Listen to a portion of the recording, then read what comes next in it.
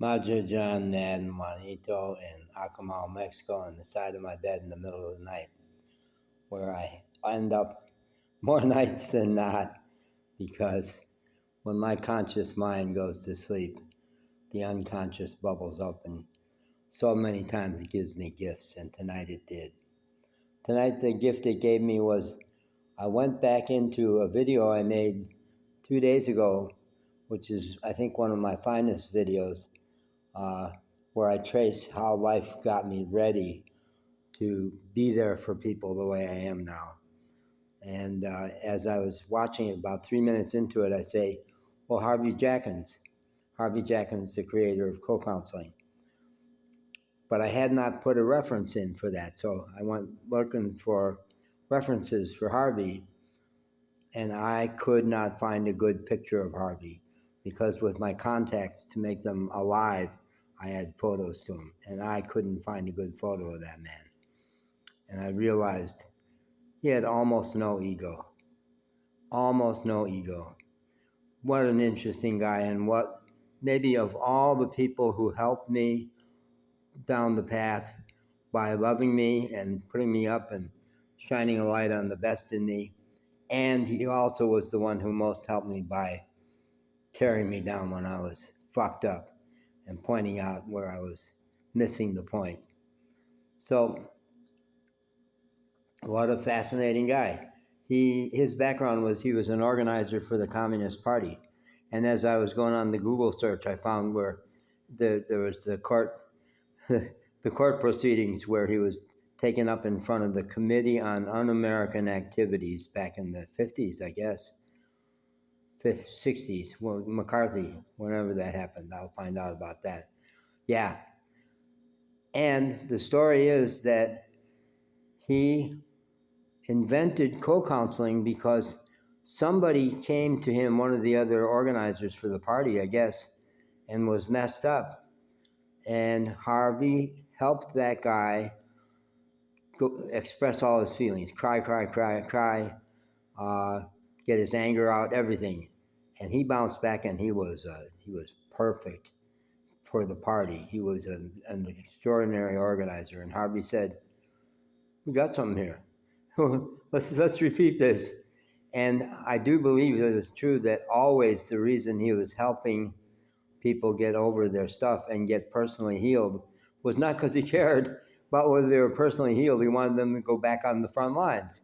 This is how we get people back on the front lines. So he wasn't doing it in order to heal people. He was doing it in order to get them organizing, get them taking a stand and going to the front lines when they needed to. Not necessarily a bad thing, not clear on his part.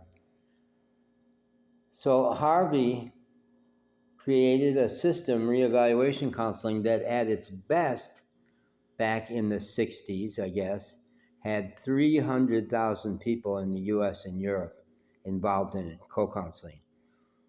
Learning some basic tools to help another person get out their anger, get out their fear, get out their embarrassment. That was he said embarrassment is the glue that holds all your other stuff together.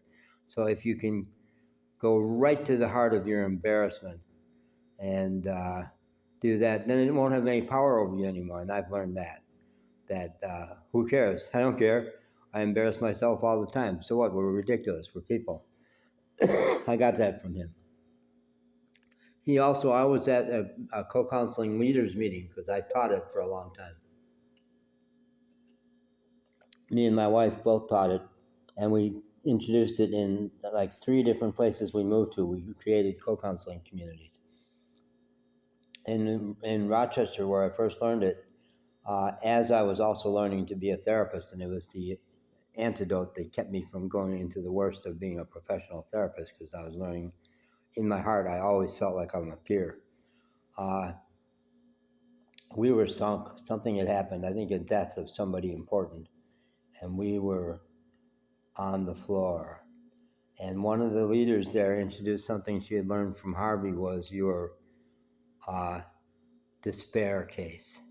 Everybody has their despair case, and you have to go right to the heart of it and discharge the feelings involved in your despair because there's never a need to be despair. It just means that there's pain you haven't released yet. So co-counseling was the best, as far as I'm concerned, the best of the human potential movement, because it always had, because of Harvey, the Communist Party organizer, it always had a social dimension. At the same time, it wasn't navel gazing. It wasn't doing it so that I, the great John Madden, can be spectacular. No, it was so that we can go to the front line, so that we will be an ally. And they talked about being an ally to women, an ally to gays, an ally to blacks, and understanding that if anybody is enslaved, I'm enslaved, and I got to go back in and fight for them. Never. And this was true of me my whole life. You couldn't say a racist thing around me without me taking a stand and saying, that's not okay around me. Even from my 20s, that was true. So Harvey said the most, and they used affirmations, what they call validations, give you a line that you could take it to claim the biggest and best of who you are. And Harvey gave me the best ever in my life in front of a co-counseling group, a big workshop with lots of people there. He was working one-on-one with me in front of the group, and the line he gave me was, if I die, I die, but I will never again not do the right thing. Potent. And it meant he believed in me. He knew I was ready for that. And years later, a lot of years later, in the last few years, when I've done shit that could get me killed, the funny way I describe it is God saying to me, do this. No, go do it. And me saying to God, I think I might get killed. And God saying, you might, but you might not. Give it a shot. Let's go. And I've done that. Okay, we'll see. Maybe I'll die, but maybe I won't. And so far I haven't, I'm pretty sure. So Harvey did that for me. I also talk about people who beat me around the head and shoulders to get me over my blind spots. He did that for me. He humiliated me like nobody has ever humiliated me. Similarly, in front of a large workshop in Rochester, that one was, as we were doing our introductions on Friday night, the way I did my introduction was, because I was a dancer, I did a dance across the room and said, I'm John. And there was a long pause where people were trying to figure out how to respond to that. And Harvey broke the silence by saying, that made me sick. Destroyed me.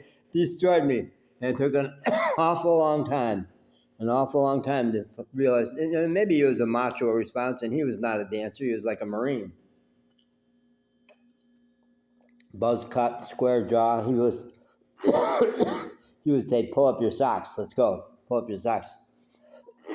So, was it the macho part of him that just squirmed at that seeming unmanly?